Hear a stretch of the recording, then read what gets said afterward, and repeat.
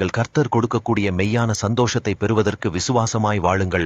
உங்களுக்கு வேதாகமத்திலிருந்து சொல்லுகிறேன், சகரியா 8:13 பயப்படாதேங்கள், உங்கள் கைகள் திடப்பட கடவுது என்று எழுதியிருக்கபடியாக உங்களை பார்த்து கர்த்தராகிய நான் சொல்லுகிறேன், என் மகளே, என் மகனே, நீங்கள் பயப்படாமல் இருங்கள், உங்கள் கைகள் திடப்பட கடவுது.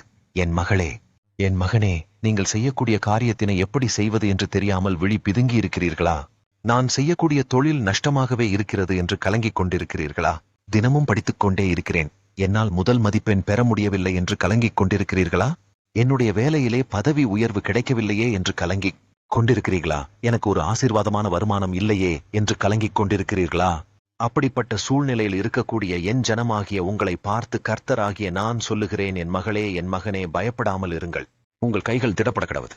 கர்த்தராகிய நான் உங்களுடனே இருந்து உங்களை ஆசீர்வதித்து உங்களுக்கு இருக்கக்கூடிய சூழ்நிலைகளை மாற்றி நீங்கள் செம்மையாக வாழும்படி செய்வேன் என்று வாக்கு கொடுக்கிறேன்.